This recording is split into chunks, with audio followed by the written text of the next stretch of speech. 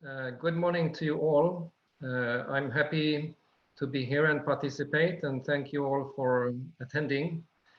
As you heard, my talk today will be about the topic of the evolution of the EU's external migration policy and the impacts of the pandemic. The recent pandemic is an addition because we are living through very difficult times.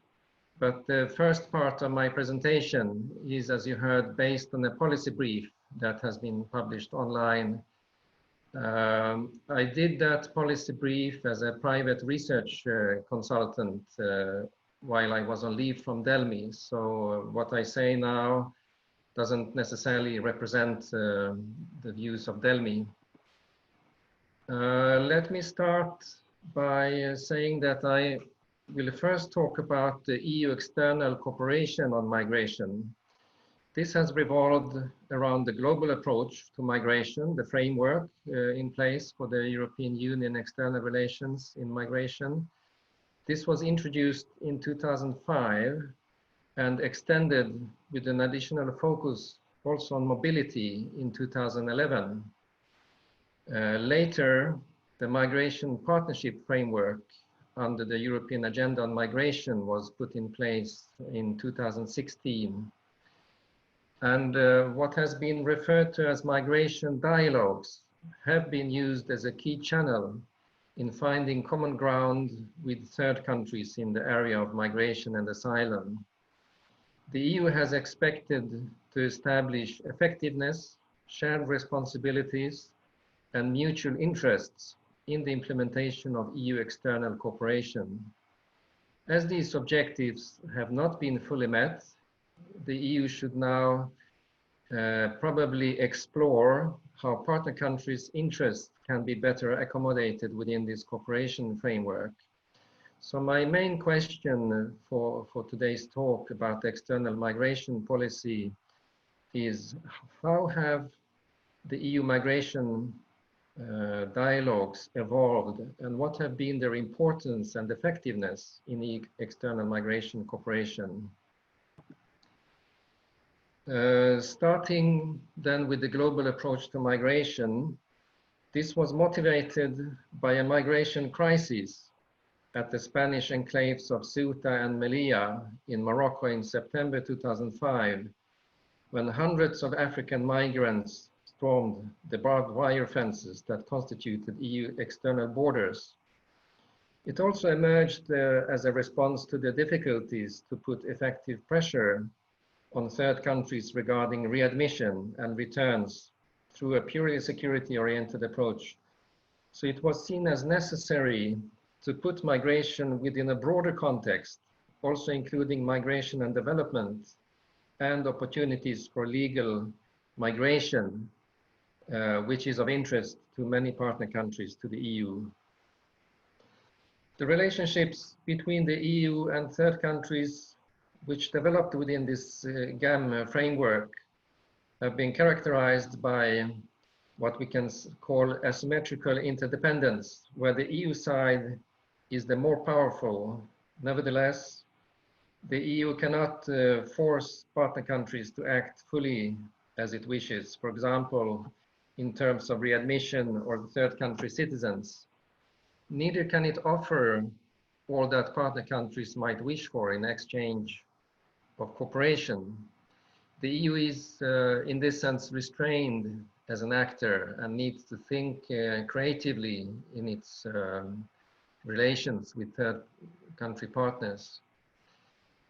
An additional difficulty for the EU to appear as one actor is that the EU member states have held on to competence in regard of admissions and legal migration opportunities, which also reduces the credibility and leverage of the EU actors, for example, the Council, the External Action Service, or the Commission, in the process of negotiations and talks. In most cases, the offer from the EU side has been financial contributions for cooperation, rather than opportunities for labor migration and mobility, which has been the main interest from the partner country side. So moving on to the Migration Partnership Framework, this was also the result of a crisis, the well-known 2015 refugee crisis. The Juncker Commission had already raised the importance of migration with its agenda for migration, which came in the spring, in May 2015. The crisis took full force from the summer and the autumn, and the year after, during about 1 or 2 years, there was a change from the more pragmatic approach of the global approach to migration to more foreign policy at a high level.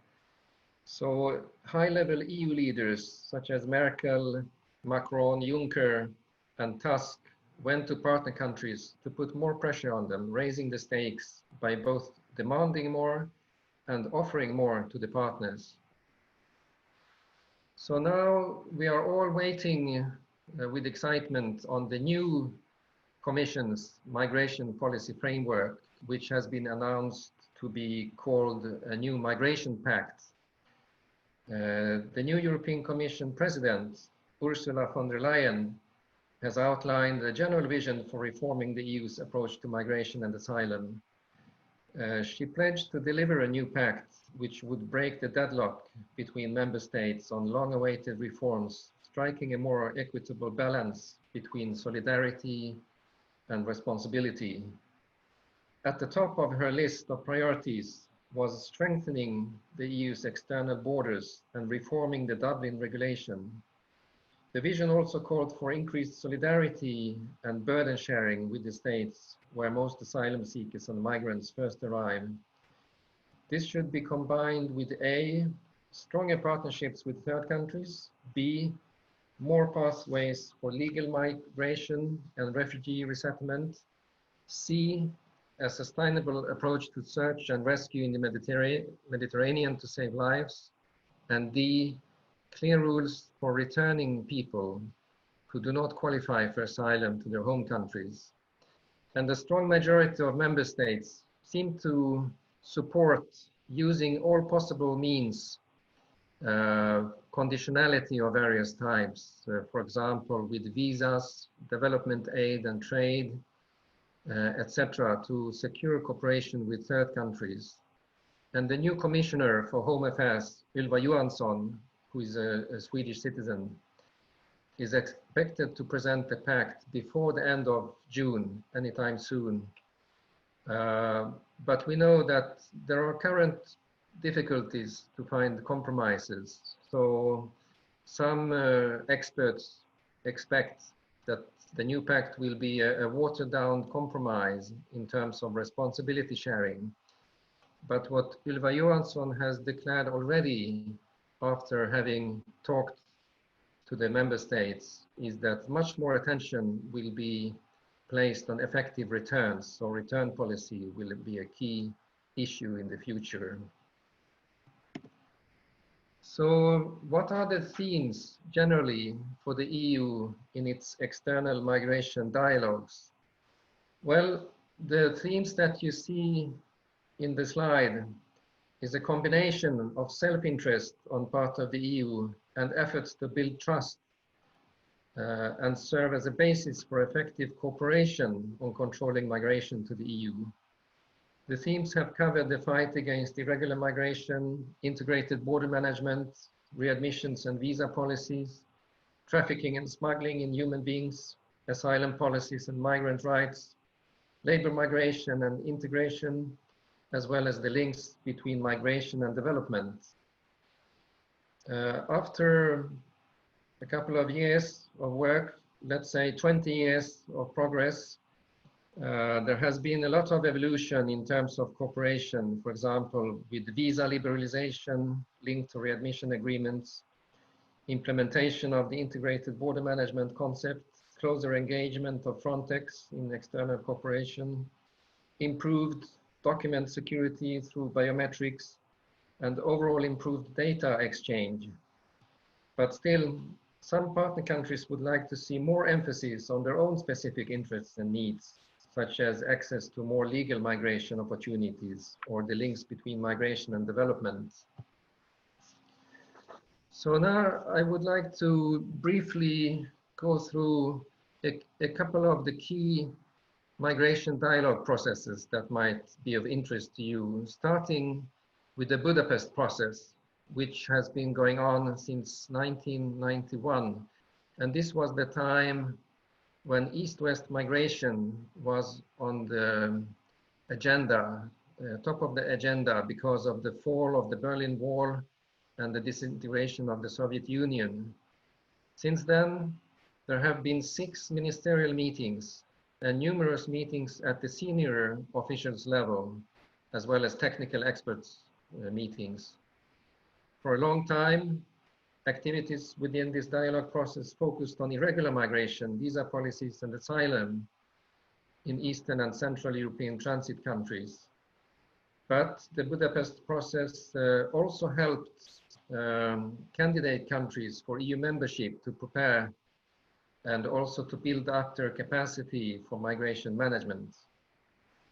There was quite an important change in the leadership of the Budapest process following the 2013 ministerial meeting with the chairmanship leaving the hands of Hungary, being taken over by Turkey, and the process of the Istanbul Declaration and the Silk Routes Partnership moved the geographical interest of this process more to the east. So the next process is the Prague Process since 2009. And you know much more about this than I do, so I will be quite brief. But this has existed since 2009, following a ministerial declaration and a high-level meeting, a joint declaration. And the covered countries include Eastern Partnership countries, the Western Balkans, Central Asia, Turkey, and Russia. The 6 priority themes of the Prague process, they are very similar to the global approach to migration and mobility priorities. And the recent initiative, actually, what we are experiencing today with this webinar, is part of the actual initiatives to create a migration observatory for evidence-based analysis. There is also a training academy to support human resources development in migration management. The European Neighbourhood Policy was established in 2014, and this covers 16 southern and eastern neighbor countries to the EU. This is actually a much broader framework than migration and asylum. It covers stabilization, security, and prosperity issues like democracy, rule of law, etc. The ENP also includes EU external migration, which is part of the EU so-called Justice and Home Affairs policy area. In this process with the neighboring countries, the EU has been offering visa liberalization and mobility partnerships. There is a growing interest over the years, of course, that the EU needs migrants, various types of migrants, because of the aging population in the European countries, and that there might be complementarities between the neighboring countries' labor markets to the south and east and the EU labor markets. The overall approach to partnerships have been based on shared responsibility, as well as differentiation, flexibility, and joint ownership. I just want to highlight that after the Arab Spring, dialogues which were called the Migration, Mobility and Security were launched in 2011 with Morocco and Tunisia. The idea was the more for more principle. So the more partner countries cooperate with the EU, the more access would they have to various positive outcomes, such as labor, migration, mobility. This cooperation has been based on a country-by-country assessment. So on the next slide, I have migration dialogues to the south. I will not talk very much about this because I think that you might be more interested in the dialogues to the east. But it's worthwhile mentioning that here we have intercontinental dialogues. For example, all of Africa through the African Union and the European Union. There is a strategic partnership since 2000, which is also covering migration. The African, Caribbean, and Pacific countries, I think they are about 80 countries across the world. This is also a cooperation since 2000. And currently, actually, the so-called Cotonou Agreement is being renegotiated. So there will be a new ACP agreement, and migration is one of the key issues in the ongoing negotiations this year. I also want to mention that within the Africa-EU cooperation, there is a so-called Africa-EU partnership on migration, mobility, and employment. And there has also been emphasis on managing remittances, the money sent back from migrants to the home countries. There is an African Institute on remittances where the World Bank has been helpful.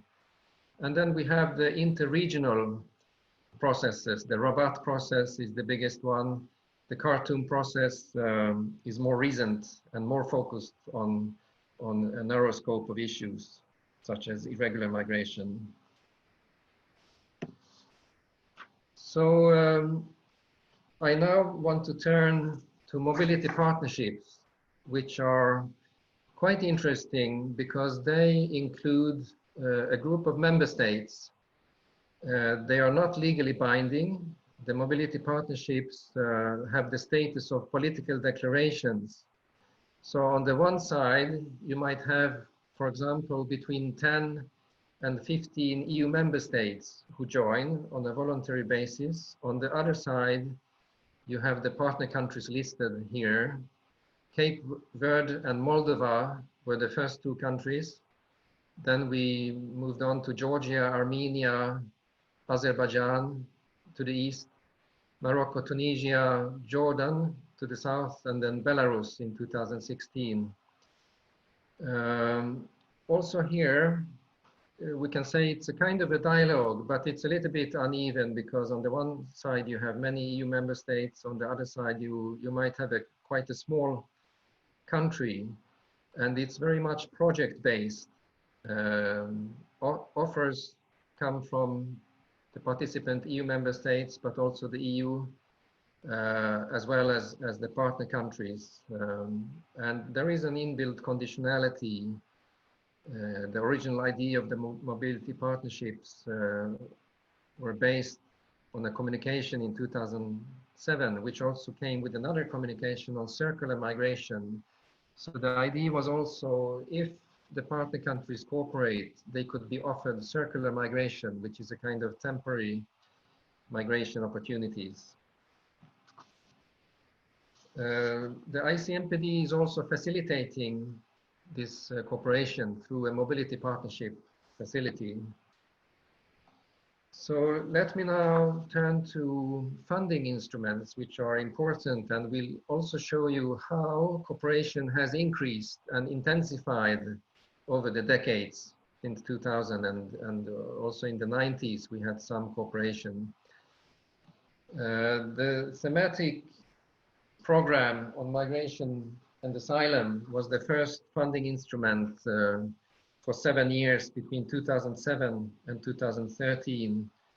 There was an amount of 384 million euros available.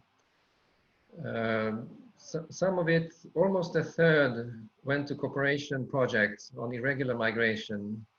24%, a fourth, went to cooperation on migration and development, but only 14% on labor migration. So you can see how the funding has been distributed. Of course, it's very difficult to compare what various projects cost and the efficiency of various projects. But this is to give you an idea. The EU Emergency Trust Fund was created in 2015 with a focus on EU-Africa cooperation after a summit in Malta, Valletta, between the African Union and the EU. And this was very much focusing on the 2015 refugee crisis. So there was an emergency trust fund set up. The starting capital for this fund was 1.8 billion euros, so much more than previously. And this was also growing with a couple of more billion later. And the idea here was the concept of root causes. So to have various projects that benefit potential and actual migrants along the routes of migration through Africa. So the idea creating a development which could be an alternative to migrating irregularly to Europe, risking your life in the Mediterranean. Then in 2017, there was a very big step forward in terms of the amount offered in regard of migration. The EU External Investment Plan was launched. And just to give you an idea that here, this was linked to the European Consensus on Development. So a very much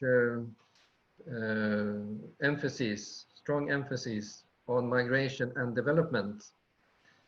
And also attracting funds from private investors in Africa, especially. So the starting budget from the Commission was 4 billion euros.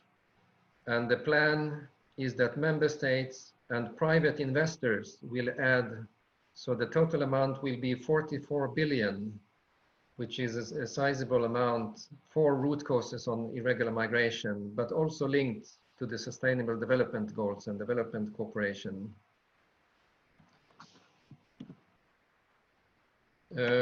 So I don't have a slide here, but now I will summarize what I told you so far. So the new Migration Pact is suggesting increased conditionality to accelerate returns of irregular migrants and failed asylum seekers. My assessment of the potential for this is that this can only partly promote trust and share commitments with third countries. Some of the third countries have long been frustrated with the EU's approach to cooperation and the EU presenting its agenda. So the partner countries would like to share the agenda and also to put issues there, for example, remittances, diaspora cooperation, and opportunities for legal migration. The other thing is that now when the EU puts so much money on the link between migration and development, the risk is that this funding will reduce effectiveness of the policies behind migration management, such as development aid or resettlement. So what I see forward is that we need a much broader, both political and economic cooperation framework. So both covering economic and social development, trade relations, labor market policies, social security and education, peace and human security, and even security and good governance might be of interest of partner countries. So the EU needs to be ready to negotiate, bargain, and adapt its previously held stance in terms of these dialogues that I have been talking about. So thank you for listening so far. Now I will move ahead to more current issues, the effects of the coronavirus pandemic. I was asked by ICMPD to give you an assessment. What do we know so far, and what are the effects in terms of migration and integration? It's too early from a research perspective to look at the long-term effects of the COVID-19 pandemic for migration and integration. But in the short term, we already have seen many signs that there are close links between the pandemic and migration, closing borders to contain the contagion and integration. The COVID-19 put a stop to many forms of human mobility.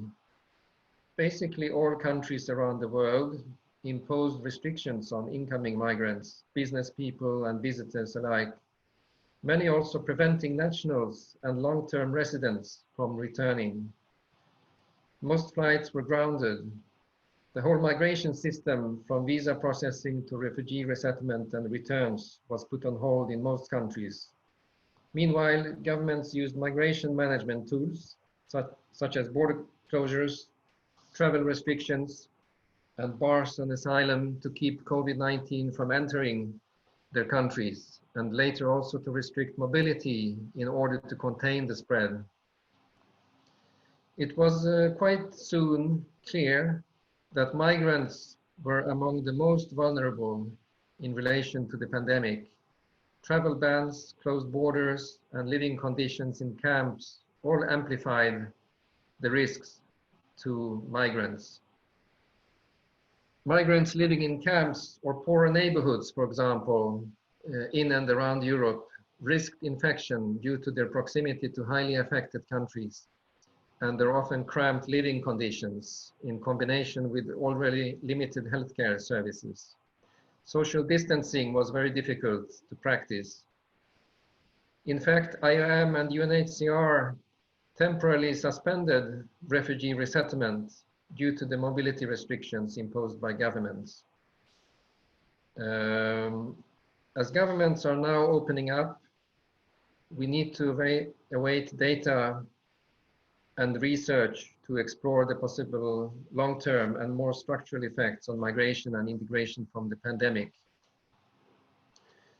Moving on, a few words about migrants being more likely to be infected by COVID-19.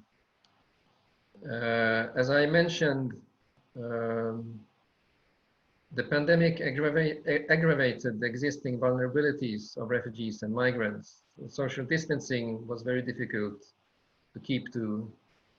Many migrants did not have sufficient information about the coronavirus, especially those who arrived recently and who did not have access to information in their own language.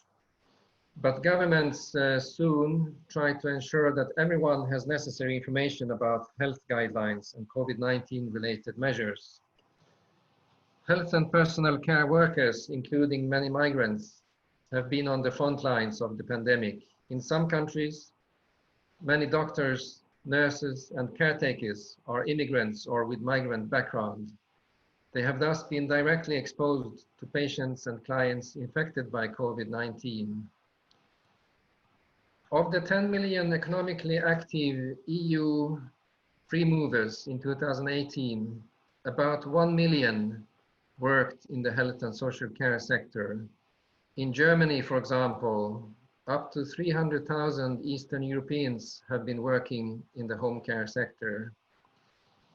Data from various municipalities and regions of Stockholm in Sweden indicate that mortality rates among those infected with COVID-19 are similar across the greater city area. So there is no difference if you are native born or foreign born in the mortality rates, but there is quite a significant difference in the number and the share of individuals who are infected. For example, mortality per 10,000 inhabitants is much higher, around 12% in Rinkeby-Kista and 9% in Tensta, which are inhabited mainly by immigrants, compared to 4% on average in the greater Stockholm city area. And those nationalities who were hardest hit, the most infected, have been people with origin in Somalia, Iraq, Eritrea, Syria, and Iran. Migrants are also more likely to lose their jobs. Unemployment has especially increased in the hospitality business, hotels, travel services, and restaurants, also factory work, where the share of foreign workers, people with a foreign background, has been particularly high, including among self-employed. Also, immigrants have often the weakest links to the labor market, with temporary and part-time employment, the first to lose their jobs during times of crisis. Already before the crisis, foreign-born were much less employed than natives, and this situation is now getting worse. But also the less vulnerable workers, those who had jobs, mid-level or lower income jobs, have been losing work and income. Now I would like to mention one particular impact which is hitting the seasonal worker programs, the seasonal foreign workers in agriculture. Because of the lockdown and temporary border closures, many of the agriculture businesses in France, Germany, Italy, Sweden have said that there is a risk that they won't get the workers, and there is a risk that the crops will go unharvested. Overall, the shortfall might be about 1 million seasonal agriculture workers across Europe. In Spain, for example, there has been a 40% drop in agricultural workforce, mainly from Morocco and Tunisia. Italy was also very hardly hit because of its large agriculture sector and dependence on 370,000 workers from around the world. So what did governments do? There were various countermeasures. For example, some governments have extended visas, work and residence permits for seasonal workers already present in the country. In addition, some governments have eased industry regulations that limit the amounts of days seasonal workers are allowed to work in order to increase the availability of labor for agricultural producers. As of late March, more than 200,000 Romanian workers, currently the largest group of EU 27 free movers, had returned to Romania from EU countries most hit by the pandemic. And the reasons are complex, might include precarious employment conditions, loss of income, limited health insurance and social security coverage, and also the fear of getting COVID-19 in other European countries. I also would like to put your attention to the remittance flows, which are hit very substantially by COVID-19 and the coronavirus and the lockdowns. According to the World Bank, global remittances are projected to decline sharply by about 20% in 2020 due to the economic crisis induced by the COVID-19 pandemic and shutdowns. And the projected fall, which would be the sharpest decline in recent history, is largely due to a fall in the wages and employment of migrant workers, who tend to be more vulnerable to loss of employment and wages during an economic crisis in a host country. Remittances to low and middle income countries are projected to fall from 445 billion, and actually Europe is one of the most significant in terms of the drop, even higher, 27%. But the good news is that the World Bank is projecting 2021 a rebound, a recovery and rise by 5.6% to 470 billion of these remittance flows. I can see now that I'm running out of time, so I will only briefly touch upon the remaining issues that you see on the slides, that migrants are less likely to integrate because they are losing their jobs and have a lack of work experience, networks, and the skills to get back into employment quickly. So we can foresee more difficulties to integrate on the longer term in the couple of upcoming years. I already mentioned that many migrants had limited access to health services, especially the vulnerable categories, and also the irregular migrant workers who live without health service, and they have been hesitant to seek out help in hospitals because they were afraid to be sent back home. We can also see some examples of possible increase of negative attitudes towards migrants in countries like Italy, Hungary, and the US. There have been reports, but also in African countries against Chinese and European people who have been blamed for spreading the virus. So my assessment is that there might be a long-term effect on the demand for labor migration, for example, in dialogue processes, because of governments now trying to get alternative workforce instead of the foreign workers who come to the agriculture sector or hospitality for seasonal work. Maybe if you have questions, I can get back to this later, what the trends are. How did governments try to replace seasonal workers with domestic workers or asylum seekers or other migrants already present? There might also be geopolitical effects in terms of dialogues, and more resources will be needed in cooperation because if the EU has less to offer in terms of seasonal work and circular migration opportunities, they need to have other resources, other offers to partner countries. Thank you very much for your patience. And